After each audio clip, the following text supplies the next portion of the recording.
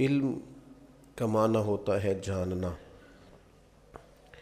انسان کو شعور سنبھالتے ہی کچھ چیزوں کو جاننے کی بہت زیادہ ضرورت ہوتی ہے۔ آپ بولنے کے لیے بھی کسی سے سیکھنے کی طرف متوجہ ہوتے ہیں، چلنے کے لیے بھی کوئی انگلی تھامتا ہے تو پھر انسان کو پیر جمانے کا سلیقہ سمجھ میں آتا ہے۔ انسان اپنی تہذیب سے، ارد گرد کے ماحول سے، اپنے بڑوں سے، اپنے بزرگوں سے بہت کچھ سیکھتا ہے۔ احوال زمانہ بھی اسے سکھاتے ہیں، لیکن اس کی اصل ذمہ داری یہ ہوتی ہے کہ وہ شعوری طور پر اپنے آپ کو طالب علم بنائے۔ اس کا معنی سمجھیں، طالب علم۔ آپ کیا ہیں؟ میں طالب علم ہوں، یعنی میں علم کو طلب کرنے والا ہوں، میرے اندر حصول علم کی طلب ہے، میں چاہتا ہوں کہ مجھے علم میسر آ جائے، مجھے کچھ مل جائے۔ طالب علم بن کر جب تک انسان وقت نہیں گزارتا اور جب تک وہ طالب علم کا صحیح معنی اور مفہوم نہیں سمجھتا، اتنی دیر تک اسے شعوری علم نہیں حاصل ہوتا۔ ہو سکتا ہے کہ بعض اوقات وہ حروف کے مد و جزر کو سمجھ جائے، جملہ بنانے کا طریقہ اسے آ جائے اور بہت ساری چیزوں کی ترکیب وہ کرنی شروع کر دے، لیکن شعوری علم جو انسان کو شعوری بلندی عطا کرتا ہے وہ اتنی دیر تک نہیں ملتا جب تک آپ ایک طالب علم نہیں بنتے۔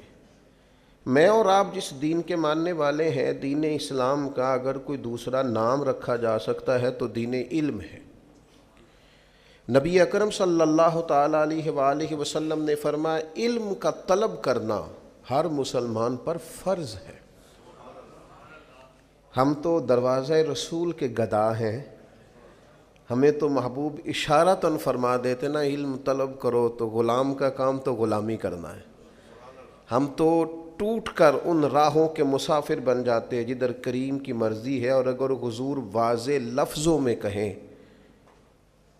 کہ علم کا طلب کرنا ہر مسلمان پر فرض ہے، تو جسے حضور فرض کریں اور اپنے غلاموں پر فرض کریں، تو پھر گزرے ہیں ایسے لوگ جنہوں نے ساری زندگی اپنے آپ کو طالب علم بنا کے گزار دی۔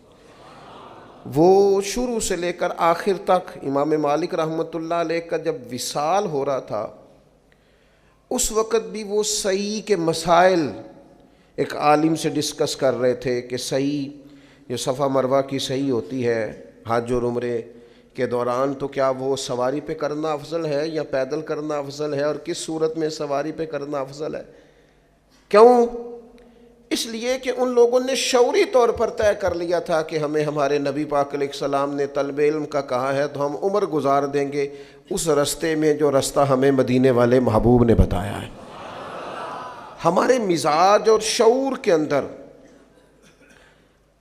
علم کی طلب کا مزاج نہیں، اور علم کی ضرورت کتنی ہے۔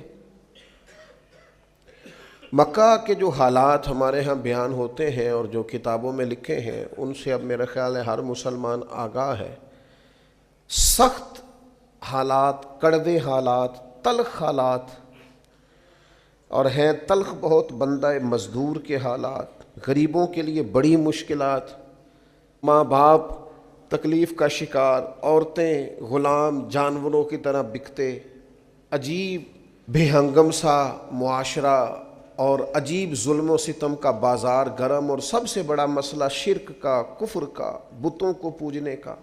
آسمان کا زمین سے جو پہلا رابطہ ہوتا ہے اور جو پہلی وحی غار حرا میں آتی ہے، وہ نہ تو یہ کہتی ہے توحید پہ عمل کرو، نہ یہ کہتی ہے عورتوں کو حق دو، نہ اس وحی میں یہ حکم ہوتا ہے۔ وہ ساری باتیں بھی ہیں، اپنے وقت پر آئیں گی، لیکن جو پہلی وحی غار حرا میں آتی ہے وہ آتے ہی کہتی ہے اقرا،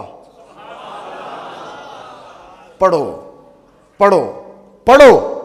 پڑھو گے تو توحید والے بھی ہو جاؤ گے، پڑھو گے تو اخلاق والے بھی ہو جاؤ گے، پڑھو گے تو حقوق ادا کرنے والے بھی ہو جاؤ گے، پڑھو گے تو تم خود بخود دیکھو گے سوسائٹی میں اچھے لوگ کس طرح سے وقت گزارتے ہیں۔ اقرأ باسم ربک الذی خلق، ہاں پڑھنا اس رب کے نام سے جس نے پیدا کیا ہے، پڑھنا اس رب کے نام سے جس نے اللہ کی رضا کے لیے پڑھنا، اور جو رب پڑھائے وہ پڑھنا، دین پڑھنا، اخلاقیات پڑھنا۔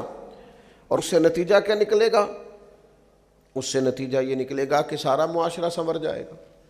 بعض اوقات تکلیفیں بہت ساری ہوتی ہیں لیکن ان کا حل ایک ہوتا ہے۔ تکلیفیں بہت ساری ہوتی ہیں، خواجہ غلام فرید صاحب رحمۃ اللہ علیہ نے فرمایا تھا درد میرے زیادہ ہیں لیکن اس کا حل ایک ہی ہے۔ 100 وار چڑھی کوٹھے تے اتری 100 واری، متاں والے متاں دیندے تے ہن تے متاں نے بھی مت ماری، جنہ میں علاج کراواں اونی ودی جائے بیماری۔ تو حل کیا ہے؟ کہنے لگے ہن تے ماہی کول بلا لے، چل توں جتیا تے میں ہاری۔ پھر فرمانے لگے کہ حکیماں طبیباں دے وس دی یہ گل نہیں، تو میری مرض دا ہور کوئی بھی حل نہیں، وکھا جا تو صورت و پیاری، آ میرے ڈھولا میں کراں بیٹھی زاری۔ مسائل زیادہ ہوتے ہیں، حل ان کا حل یہ ہوتا ہے کہ تو کبھی آ جائے نا تو جس راہ چل دیے ہیں کوچے بسا۔ اندھیرے زیادہ ہوتے ہیں بعض اوقات۔ ایک تو یہ کہ آپ کمرے میں داخل ہوئے تو اس میں آپ کا پیر ٹکرایا کسی چیز سے، کیونکہ کمرے میں اندھیرا تھا، پیر زخمی ہو گیا۔ پھر تھوڑا آگے بڑھے تو آپ کو محسوس ہوا بچھو بھی پھر رہا ہے۔ پھر اب ذرا اور آگے بڑھے تو آپ کو محسوس ہوا کہ کہیں تھوڑی نمی بھی ہے کمرے میں کسی وجہ سے، کوئی بارش اپنا اثر چھوڑ گئی ہے۔ اب چونکہ کمرے میں اندھیرا تھا تو یہ ساری تکلیفیں تھیں۔ ان ساری تکلیفوں کا حل کیا ہے؟ ایک، روشنی کرو کمرے میں۔ اس میں آپ روشنی کرو گے تو آپ کو محسوس ہو جائے گا پیر سے ٹکرا کیا چیز رہی ہے، اور آپ روشنی کر کے دیکھیں بچھو شچھو چوہے شوہے تو ویسے ہی بھاگ جاتے ہیں سارے، ان کو تو چاہیے بھی صرف اندھیرا ہی ہوتا ہے۔ چور شور سارے دنیا میں جتنے اندھیرے ہیں، جتنی طاغوت ہے، جتنا ظلم ہے، جتنا جبر ہے، جس قدر تکلیف ہے، ان سب کا علاج روشنی ہے۔ اور روشنی کون سی؟ علم کی روشنی۔ اقرأ باسم ربک الذی خلق، تم علم کا دیا جلا دو، اندھیرے خود بخود دور ہو جائیں گے، تم محسوس کرو گے ہر چیز ٹھیک ہو گئی۔ لیکن میں کہہ چکا ہوں کہ آپ شعوری علم حاصل کریں، علم اپنی تربیت کے لیے حاصل کریں۔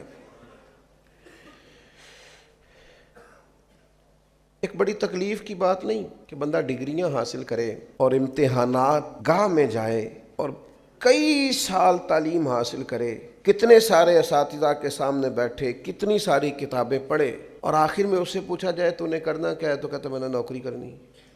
اتنی ساری ڈگریاں نوکر بننے کے لیے لی تھی۔ میں اس لفظ نوکری پر اعتراض نہیں کر رہا، آپ کو سمجھا رہا ہوں۔ نوکری جو آپ اپنے وطن میں ملک میں رہ کے کرتے ہیں وہ تو اعزاز کی بات ہے، خدمت کا ایک ذریعہ ہے، لیکن آپ کی سوچ تعلیم کے بعد جو ہونی چاہیے وہ کیا ہونی ہے کہ میں اتنا کچھ کرنے کے بعد نوکر بننا چاہ رہا ہوں۔ آپ تھوڑا سمجھے تو صحیح نا۔ آپ نوکری ویسے کریں، خدمت خلق کریں، آپ ڈیوٹی سمجھ کر نوکری کریں، لیکن اس علم کی بنیاد پر نوکری نہیں کرنی۔ علم تو اس لیے حاصل کرنا ہے کہ مخلوق خدا کی خدمت کرنی ہے، دین کے لیے ڈیوٹی دینی ہے اور اللہ کی رضا تلاش کرنی ہے۔ شعوری علم حاصل کریں، شعوری۔ ہمارے ہاں شعوری علم کا میں نے جو نوکری کرنی ہے، او بھائی نوکری تو کار اچھی بات ہے، لیکن تو ذہن کیا بنا رہا ہے؟ پڑھ لکھ کے تو بندہ نوکر نہیں نہ ہوتا، پڑھ لکھ کے تو وہ بادشاہ ہوتا ہے۔ تعلیم تو بادشاہ، اور میں نے ایسے پڑھے لکھے لوگ دیکھے ان کا آفیسر کم پڑھا لکھا ہے، وہ بظاہر نوکری کر رہے ہیں، لیکن وہ افسر صاحب بلا کے کہتے ہیں پتر ذرا دسیں کی ہے، تو وہ عطا بن ابی ربی، بات یاد آ گئی، عطا بن ابی ربی نابینا تھے، اور ایک ہاتھ بھی ان کا کام نہیں کرتا تھا تو ایک پیر بھی کام نہیں کرتا تھا، آنکھیں بھی کوئی نہیں، ہاتھ بھی کوئی نہیں، لیکن محدث بہت بڑے تھے۔ تو بادشاہ وقت جب ملنے کے لیے گیا نا تو چونکہ ان کو نظر نہیں آتا تھا تو آگے لوگ بیٹھے ہوئے تھے تو بادشاہ پیچھے بیٹھ گیا. تو بادشاہ پیچھے سے سوال پوچھتا, حضرت عطا بن ابی ربیع سے, محدث ہیں, پیچھے سے سوال پوچھتا, حضرت یہ بتائیے گا. تو فرمانے لگے تو چپ کر, پہلے جو سامنے بیٹھے ہیں ان سے تو بات کر لوں. تو پیچھے سے لقمے دیے جا رہا, حضرت چپ کر, ان کی تو سن لوں. وہ بادشاہ ہے, اگرچہ یہ رعایا ہے, میں جو سمجھانا چاہ رہا ہوں اس کو آپ سمجھیں. اس کے 3 بیٹے بھی ساتھ تھے. اس نے پھر کہا حضور ایک مسئلہ پوچھنا تھا. فرمایا تمہیں کہا نا باری کا انتظار کر. وہ سب لوگ فارغ ہوئے تو حضرت نے اشارہ کیا کہ یہ جو بندہ پیچھے بول رہا تھا نا, اسے آگے بلاؤ. اور جب وہ آگے بلایا, حضرت نے سوال پوچھا تو اس نے کیفیت دیکھی, رنگ بھی ذرا ظاہری طور پہ کالا تھا, آنکھوں میں روشنی ویسے کوئی نہیں, ہاتھ اور پیر ایک ویسے کام نہیں کرتا. بادشاہ سامنے آ کے پوچھا, مسئلہ سنا, واپس گیا. تو جا کر کے اس نے پتہ کیا کہا اپنے بیٹوں سے, کہنے لگا پتر بادشاہ ہونے کے باوجود اس ذلت کو کبھی نہیں بھلاؤں گا, اور تمہیں ایک مشورہ دوں گا, بادشاہ بننا نہ بننا لیکن عالم ضرور بننا. اس لیے کہ بادشاہ ہو کر, آفیسر ہو کر, بڑا ہو کر بھی اگر کسی کے سے آ کے مسئلہ پوچھنا ہے کہ یہ ذرا بتانا, لوگ نکما بچہ لا کے دیتے ہیں, کہتے ہیں جی یہ نہ کام کردہ جے تے نہ کدھرے پڑھدا جے, تے اسی تے گاہک بھی نکمیاں نہیں آنا. ہاں جو کام کے ہو جاتے ہیں وہ تو ویسے بھی تھوڑا ادھر ادھر نکل جاتے ہیں. میں صحیح کہہ رہا ہوں. وہ تو بعد میں کہتے ہیں اسی اپنا مدرسہ بنانا ہے, کام کے جو ہو گئے, ان کی تو پھر دنیا اور ہوتی ہے. تو کہا کہ جو نکمہ ہے کسی کام کا نہیں, وہ جناب آپ مدرسے میں رکھ لیں. تو میں کہتا ہوں دیکھو آپ نے نکمہ سمجھ کے دیا تھا نا, لیکن دیا رسول اللہ کے دین کو تھا نا. آپ نے نکمہ سمجھ کے دیا تھا, مدینے والے محبوب نے اپنا مصلی اور ممبر عطا فرما دیا. سب ہاتھ باندھے کھڑے. تو یاد رکھیں کہ علم کو شعوری بنائیں, شعوری, طالب علم بنے, طالب یعنی آپ کا ذوق ہو سیکھنے کا, سیکھنے کا ذوق ہو. بزرگ فرماتے ہیں طالب علم کبھی ذوق والا ہو نا, تو سیاستہ میں حدیث ہے سوال آدھا علم ہوتا ہے. طالب علم میں ذوق ہو, طالب علم نہ خوش آمدی ہو, نہ دوران طالب علمی. اور طالب علم سے مراد صرف مدرسے کے طالب علم نہیں کہہ رہا, میں اور آپ ہم سارے طالب علم ہیں. ہمارا مزاج سیکھنے, ہم نہیں سیکھتے, نہ جلسوں سے سیکھتے ہیں, نہ کتابوں سے سیکھتے ہیں, نہ تقریروں سے سیکھتے ہیں, نہ اپنے بزرگوں سے سیکھتے ہیں. ہم تو اور چکر میں پڑے ہوئے ہیں. سیکھنے کا تو مزاج ہی نہیں. آپ آ جائیں تقریر کر دیں تو میں کہتا ہوں یار آپ نے اگر میری تقریر سنی ہوئی ہے تو پھر اگر آپ سمجھتے ہیں اس میں کوئی بات سیکھنے والی تھی تو اس پر عمل کریں. یہ کوئی رسم ہے کہ جلسہ کرا لو, تقریر کرا لو, جمعہ پڑھ لو, آ جاؤ چلے جاؤ. آپ نے سیکھا کیا ہے, لیا کیا ہے, شعوری زندگی کتنی کو گزاری. جو باتیں روز ہوتی ہیں بزرگوں کی طرف سے, اگر اس پر بھی آپ ابھی تک اپنے آپ کو ڈھال نہیں سکے تو پھر تو لفظوں کا ہیر پھیر ہی ہے, پھر جملوں کا اتار چڑھاؤ ہی ہے, پھر تو کشید کر کے آپ خوبصورت جملے لا رہے ہیں, پھر اس کا کوئی فیض تو نصیب نہیں ہو رہا. تو میرے عزیز جو سمجھنے کی بات ہے اس پر آپ غور فرمائیں گے کہ جب مزاج, ہمارے استاد فرمایا کرتے تھے طالب علم کی طبیعت ہو سیکھنے کی, وہ تو استاد کو مجبور کر دیتا ہے پڑھانے پر. استاد مجبور ہو جاتا ہے کہ انہیں پڑھانا ہے, یار یہ تو بڑا سونا یاد کر کے آتا ہے, بڑا مزہ ہے, یہ تو سوال قائم کرتا ہے. نبی پاک علیہ السلام نے حضرت عبداللہ ابن عباس کو دعا دی تھی, اللہ تجھے علم و حکمت عطا کرے. پر یہ دعا پتہ کب دی تھی؟ جب انہوں نے حضور کی خدمت کی, وضو کے لیے پانی رکھا, بخاری میں موجود ہے, نبی پاک کے لیے وضو کا پانی رکھا تو کریم فرمانے لگے کس نے رکھا ہے؟ تو سیدنا بلال کہنے لگے حضور حضرت عبداللہ ابن عباس نے بڑا ہی شوق ظاہر کیا, بڑا شوق کہ میں خدمت کرنا چاہتا ہوں, تو انہوں نے پانی رکھا ہے. تو نبی پاک نے پھر دعا دی, خدمت پر دعا دی, کہا ہے اللہ اسے علم و حکمت عطا فرما. حضرت عبداللہ ابن عباس بڑے گھرانے کے آدمی تھے, حضور کے چچا زاد تھے, لیکن اپنے استادوں کے پاس جب جاتے تھے, صحابہ سے احادیث لینے جاتے تھے. حضرت ابی بن کعب رضی اللہ تعالیٰ عنہ, حضرت زید بن ثابت رضی اللہ تعالیٰ عنہ, ان کے گھروں میں جب جاتے تھے نا, میں نے کہا کہ مزاج نہیں ہے ہمارا سیکھنے کا, ہم شعوری طور پر سیکھنا, ہم تو پروٹوکول کی مصیبت میں پھنسے ہوئے ہیں, ہمارا اعزاز ہی بڑا ہے, شان کے ساتھ جینا چاہتے. تو اگر کسی جگہ خادم نہیں ہے نا تو یاد رکھنا زندگی میں کبھی تیری خدمت کوئی نہیں کرے گا۔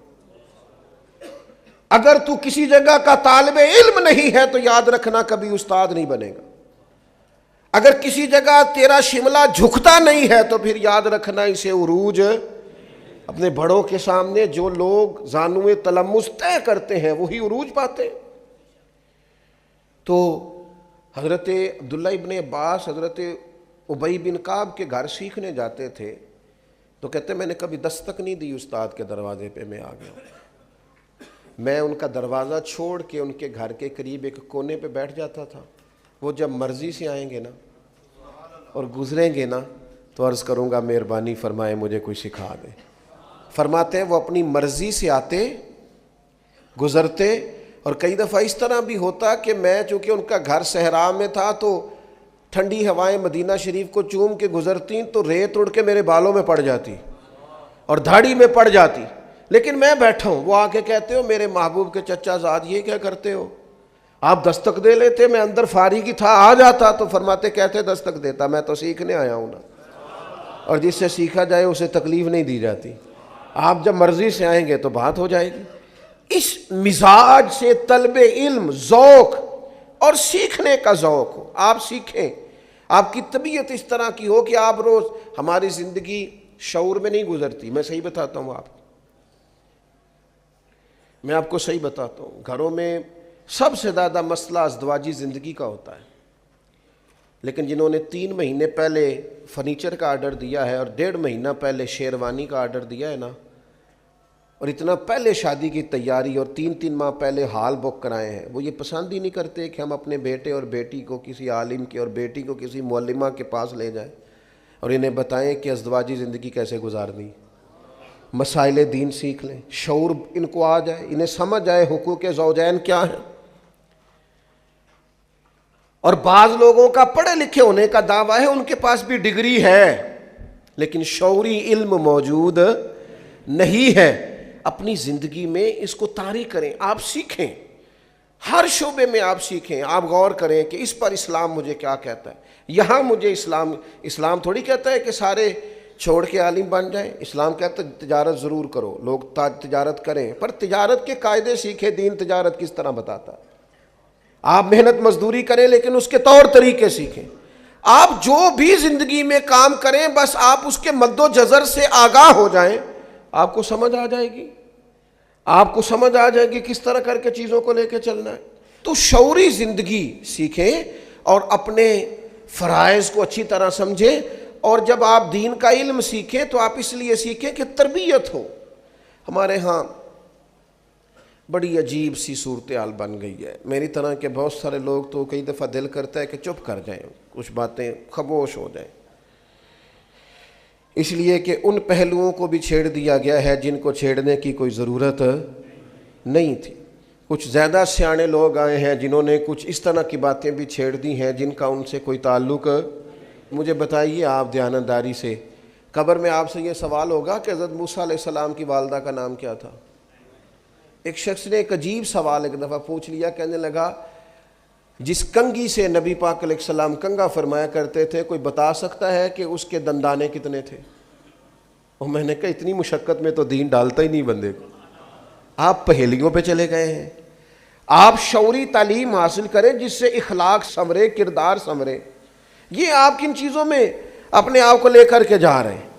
آپ اس چیز کو اس حد تک رکھیں۔ وہ بیٹھتا تھا نا ایک شخص امام مالک کے پاس، تو سارے لوگ سوالات پوچھتے تھے، تو امام صاحب رحمۃ اللہ علیہ نے ایک دن اس سے کہا کہ یار تو کوئی سوال نہیں پوچھتا، تو اس نے کہا چلو میں بھی پوچھ لیتا ہوں۔ کہنے لگا بتائیں روزہ کب کھولنا ہے؟ تو ہم نے فرمایا جب سورج غروب ہو جائے۔ تو کہنے لگا اگر ساری رات سورج ہی غروب نہ ہوا تو امام صاحب فرمانے لگے تیرا چپ رہنا ہی بہتر ہے۔ وہ کون سی رات ہے جو رات بھی ہو جائے اور ساری رات گزر بھی جائے اور اس میں سورج بھی غروب نہ ہو؟ تو چپ ہی رہا کر۔ اس لیے کہ کچھ لوگ تعلیم نہیں چاہتے، پہیلیاں چاہتے ہیں۔ جی میں جیویاں مولویوں نے مسئلہ پوچھا، میرا کسی حل نہیں کیتا۔ کیا وضو کا مسئلہ پوچھا آپ نے؟ غسل کا پوچھا ہے؟ تجارت کا پوچھا ہے؟ حلال حرام کا آپ نے تو پہیلی پوچھی ہے بھائی۔ آپ نے وہاں ایک ایسی بات چھیڑ دی ہے جس کی آپ کو ضرورت تو میں نے جہاں بات شروع کی تھی میں ابھی بھی وہیں پہ ہوں کہ شعوری علم جو ہمیں سوار دے، جو ہمیں سمجھا دے. اگر تیرے پاس دین کا علم ہے اور تو سمجھتا ہے کہ تو نے دین کا علم شعور کے لیے سیکھا ہے، تو پھر تو نے سیکھ لیا ہوگا کہ رب اس کا راضی ہوتا ہے جس کا باپ راضی ہوتا ہے. پھر تو نے سیکھ لیا ہوگا نا کہ حضور نے فرمایا میں اسے مومن نہیں مانتا جو خود پیٹ بھر کے کھائے اور اس کا پڑوسی بھوکا سو جائے. پھر تو نے یہ شعوری علم سیکھ لیا ہوگا کہ نبی پاک علیہ السلام نے فرمایا ہے کہ تم میں سے بہترین وہ ہے جو اپنے اہل خانہ کے حق میں بہتر ہے. پھر تو تم نے یہ سیکھ لیا ہوگا نبی پاک علیہ السلام کا فرمان کہ قیامت کے دن میرے سب سے زیادہ قریب وہ ہوگا جس کے اخلاق زیادہ اچھے ہوں گے. تو بھئی اگر آپ نے یہ چیزیں سیکھ لی ہیں اور آپ کا ان پر عمل ہے تو پھر اس کا مطلب ہے آپ نے شعوری زندگی گزارنی شروع کر دی ہے. لیکن تقریر آپ سے کہا جائے تو آپ 6 گھنٹے کی بھی کر لیتے ہیں، 9 گھنٹے کی بھی کر لیتے ہیں اور 2 گھنٹے کی بھی کر لیتے ہیں. لیکن اگر آپ کو عمل کی بات پوچھی جائے تو اس میں آپ صفر نکلتے ہیں. تو اس کا مطلب ہے الفاظ تو سیکھے ہیں پر شعوری علم حاصل ہے. نبی پاک علیہ السلام نے فرمایا نکلو، علم کے لیے نکلو. میں ایک اور بات آپ سے عرض کروں، میری زندگی میں چھوٹی سی خواہش تھی کہ کچھ کرنا ہے. اگر اللہ نے کچھ شعور دیا ہے، کچھ ہمت دی ہے تو کچھ کرنا ہے. تو ظاہر ہے ہمارے ملک کے اندر غربت کا ایک بہت بڑا اثر ہے، اس کے بڑے اثرات ہیں اور اس کی وجہ سے لوگ آزمائش میں. تو میں نے شروع میں ارادہ کیا کہ کوئی ایسا ادارہ قائم کیا جائے جس میں نا غرباء کو سہولت ہو. تو خیال آیا کہ کوئی ویلفیئر سوسائٹی قائم کرتے ہیں. یہ میں جنہوں نے قائم کی ہے وہ بڑے مخلص لوگ ہیں، جو یہ لوگ کام کر رہے ہیں اچھا کر رہے ہیں. لیکن میں آپ کو اپنے چھوٹے سے تجربے سے آگاہ کرنے لگا ہوں، چونکہ آپ میرے محبت والے لوگ بیٹھے ہیں. تو میرے ذہن میں اچانک یہ خیال آیا جب میں نے اس کو اچھی طرح پرکھا کہ کبھی ہمارے ملک میں نا یہ ویلفیئر کا کام کرنے والا 1-2 ادارہ تھا. اب وہ ادارے سینکڑوں ہیں، لیکن جس طرح دینے والے بڑھ رہے ہیں اسی طرح لینے والے بھی بڑھ رہے ہیں. آپ جس سڑک پہ لنگر خانہ کھول لیں وہیں لنگر خانہ چل جاتا ہے. مجھے یوں محسوس ہوا کہ ہم نے نا لوگوں کو اس چکر پہ لگا دیا ہے کہ مانگو، اور وہ مانگنے والوں کی تعداد بڑھ گئی ہے. لہذا میں نے سمجھا جو کر رہے ہیں وہی ٹھیک ہے، ہمیں اس میں اضافے کی ضرورت اپنے طور کریں گے جو ہم سے ہو سکے گا. کر رہے ہیں لیکن باقاعدہ مروج کر کے. پھر میرا خیال تھا کہ کوئی یتیم خانہ اس طرح کا کوئی ادارہ اگر ہو جائے تو وہ میں نے وہاں بھی کچھ شعوری وزٹ کیے تو میری سمجھ میں یہ آیا کہ ان بچوں کا ذہن بنا ہوتا ہے کہ ہم یتیم خانے میں رہتے ہیں اور ہمیں امداد کے پیسے ہی آئیں گے، کوئی کپڑے دے کے جائے گا تو پہنیں گے. ایک شعوری طور پر وہ طے کر چکے ہوتے ہیں. اس کے بعد بھی چند ایک لوگ نکلے جنہوں نے بڑے کارنامے سر انجام دیے، لیکن وہ لوگ اس کے بعد بھی پختہ نہیں ہو پاتے. خیال ایک بن جاتا ہے. اور پھر جو لوگ وزٹ کراتے ہیں نا یا یتیم خانوں کا، وہ بھی ہر روز تو 4 بندے لے کے آتے ہیں اور ان بچوں نے انٹرویو بھی دینا ہوتا ہے کہ ہمیں کھانا بڑا اچھا ملتا ہے، پیار بڑا کیا جاتا ہے. تو بیچارے ویسے بھی بعض بچوں کو دیکھ کے تو تکلیف ہوتی ہے کہ یہ تو مشین بن گئے بیچارے، روبوٹ کی طرح بول رہے ہیں. اب کرنا کیا ہے ملک میں؟ اگر کوئی توفیق ہے تو کوئی خیر کا کام تو کرنا ہے نا. حل کیا ہے؟ 2 ہی حل ہیں جو شروع سے ہمارے بزرگوں کا طریقہ ہے. ایک یہ کہ تعلیم بالغاں کا بندوبست کیا جائے. تعلیم بالغاں کو طریقت اور شریعت کی زبان میں خانقاہ کہتے ہیں، جہاں بڑے لوگوں کے لیے تعلیم و تربیت کا بندوبست ہو، جو مستقل نہیں رہ سکتے، کبھی مہینے میں 1 دفعہ آئیں گے، کبھی ہفتے میں 1 دفعہ آئیں گے، کبھی. اس کو ہمارے بزرگ کہتے تھے خانقاہ ہے. ہم نے کیا کیا ہے؟ ہم نے مزارات پروموٹ کیے ہیں اور پھر ان پر بھی اللہ تعالیٰ معاف کرے الا ماشاءاللہ سب جگہ نہیں، لیکن جو کچھ ہوتا ہے وہ بھی کسی سے مخفی نہیں ہے. خانقاہ کیا تھی کہ آپ لوگوں کی تربیت کریں. یہ تعلیم بالغاں کے لیے، اور جو بچے چھوٹے ہیں ان کے لیے کیا کیا جائے؟ اگر آپ نے کچھ کرنا ہے تو ان کے لیے تعلیمی ادارے قائم کرو. آپ مدرسہ بناؤ، اسکول بناؤ، کالج بناؤ، یونیورسٹی بناؤ. ہمارے ملک کی جو میں سمجھا ہوں سب سے بڑی ضرورت تعلیم ہے. آپ ان کو تعلیم دیں تاکہ یہ اس بچے کا یہ مزاج. آپ مدرسے میں جتنے مرضی غریب گھر کے بچے کو داخل کر لیں وہ کبھی نہیں سمجھے گا میں کسی ایسے ادارے میں آیا ہوا ہوں جہاں مجھے خیرات کا پیسہ ملتا ہے، وہ سمجھتا ہے میں تعلیم حاصل کرنے آیا ہوں۔ شعوری زندگی گزارو۔ اگر آپ کو دین پڑھنے کے باوجود بھی یہ سمجھ نہیں آئی کہ حلال کیا ہے حرام کیا ہے، اگر مکمل دین کے علوم کے بعد بھی حلال حرام کی تمیز تک ہی آپ نہیں پہنچے، تو پھر کتابیں بند کر دیں، پھر آپ یہ دعویٰ چھوڑ دیں کہ آپ کا مزاج علمی ہے۔ اس لیے کہ حلال حرام کی تمیز تو رب کریم نے انسان کی فطرت میں پیدا کر دی، فطرت میں پیدا کر دی۔ جو بچہ بالکل چھوٹا ہوتا ہے نا، ماں کے سینے سے دودھ لیتا ہے، اسے بھی کسی اور ماں کے قریب کیا جائے نا، اگرچہ اس کی ماں کی عمر کی ہو، تو اس عمر میں بھی کہتا ہے میں نے یہاں سے دودھ نہیں پینا، اس لیے کہ یہ میری ماں۔ بہت مجبور کر کے، قائل کر کے کسی کو عادی کیا جائے تو عادی کیا جائے، ورنہ بچے پینے کو تیار۔ تو شعوری علم دین کا حاصل کریں جو آپ کو سمجھائے۔ قرآن مجید نے کہا انما یخشی اللہ من عبادہ العلماء، فرمایا اللہ کے بندوں میں سے جو عالم ہیں وہ اللہ سے ڈرتے ہیں۔ علم کیا کرتا ہے؟ خشیت پیدا کرتا ہے۔ اسی لیے حضرت سیدنا عبداللہ ابن مسعود رضی اللہ تعالیٰ عنہ ارشاد فرمایا کرتے تھے کہ علم کوئی زیادہ باتیں کرنے کا نام تو نہیں، علم کثرت روایات کا نام تو نہیں، علم تو خوف خدا کا نام ہے۔ تیرے اندر کتنا کو ہے پتہ چل جائے گا تو کتنا عالم ہے۔ اور پھر حضرت عبداللہ ابن عباس رضی اللہ تعالیٰ عنہ اسی مقام پر خوب ارشاد فرماتے ہیں عالم تو وہ ہے جو اللہ کے حلال کو حلال جانے اور حرام کو حرام جانے، اور فرماتے ہیں عالم تو وہ ہے کہ جسے شعور حاصل ہو جائے کہ اللہ وحدہ لا شریک ہے، اس کے علاوہ کسی کی عبادت کرنا جائز نہیں ہے، اور فرماتے ہیں عالم تو وہ ہے کہ جو اس بات کا یقین کر لے کہ قیامت قائم ہوگی، حساب دینا پڑے گا، محاسبہ ہوگا، وہ عالم۔ اور نبی پاک علیہ السلام نے فرمایا علم کے رستے پہ نکل جانا، تعلیم علم کے لیے جد و جہد کرنا۔ حضور فرمانے لگے تم دین کے علم کے لیے نکل جانا، جب تک تم لوٹ کے نہیں آؤ گے تم اللہ کے رستے میں ہو۔ آپ کسی جگہ بھی جائیں، آپ جمعے کے لیے جائیں، آپ محفل کے لیے جائیں، لیکن مزاج پیدا کریں کہ میں طلب علم کے، کوئی تشریح میں جانے کی ضرورت نہیں، طالب علم کو سپورٹ کرنا شروع کریں۔ میں بڑے ذوق سے نعت سنتا ہوں، لیکن آپ نے اور میں نے مل کے نا، میں صرف آپ کے کھاتے میں نہیں ڈالتا، ہم نے قوالوں کو اور نعت خانوں کو اتنا پروموٹ کیا ہے کہ میں سوچ سمجھ کے کہہ رہا ہوں۔ اب آپ کے مشہور نعت خانوں میں سے کوئی بھی لاکھ پتی نہیں، یا کروڑ پتی ہیں یا ارب پتی ہیں، میں شعوری بات کر رہا ہوں مسجد میں بیٹھ کے۔ آپ کے قوال لاکھ پتی نہیں جتنے بھی معروف اور مشہور ہیں، وہ کروڑ پتی ہیں یا کھرب پتی۔ آپ نے فن کا مظاہرہ کرنے والوں کو سپورٹ کیا، علم کی ترویج کرنے والوں کو سپورٹ نہیں کیا، مزاج نہیں ہمارا۔ میں آپ کو بتاتا ہوں، محفل کرانی ہو نا آپ نے کہیں، تو آپ ابھی اعلان کریں تو 2 بندے کھڑے ہو، اتنی دے گے میری طرف سے، اتنی فلانی چیز میری طرف سے۔ اور اگر علم کو پروموٹ کرنا ہو، ملے ہیں کچھ لوگ لیکن زیادہ نہیں، کبھی نہیں کسی نے آ کے کہا یہ جناب اتنے لاکھ روپے کی کتابیں دیں طالب علموں کو لے کے، یہ پڑھیں، لائبریریاں قائم ہونی چاہیے۔ اور کفر کیا کرتا ہے؟ ہلاکو خان نے بغداد پہ جب پہلا حملہ کیا تھا تو سب سے پہلے کتابیں اٹھا کے دجلہ میں پھینکی تھی۔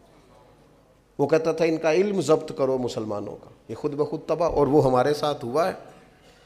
جاہلوں کو پروموٹ کیا ہم نے۔ عالم آپ تقریر کے لیے بلائیں گے تو اس نے تو اگلی محفل پہ نئی تقریر بھی تیار کرنی ہے، تو نعت خانے تو کوئی نہیں کرنی، اس کے پاس تو پوری 6 نعتیں تیار ہیں، ہر محفل میں وہی پڑھنی۔ تو پھر تو رواج یہ ہوگا کہ سوریں سیدھی کی جائیں، تعلیم نہ حاصل کی جائے۔ اور جلسوں کا بھی آلموسٹ یہی حال ہے۔ میری یہ گزارش ہے آپ حضرات سے کہ شعوری طور پر علم کو سپورٹ کریں، آپ مزاج بنائیں۔ ہمارے جتنے بھی سکول ہیں دیہی علاقوں میں، ان میں جائیں، وہاں دیکھیں اساتذہ کیوں نہیں آ رہے۔ جب گورنمنٹ نے پیسے خرچ کر کے اسکول بنایا ہے تو کیوں وہاں کام نہیں ہو رہا؟ مساجد کو صرف مساجد نہیں ہونا چاہیے، علم کا مرکز ہونا چاہیے۔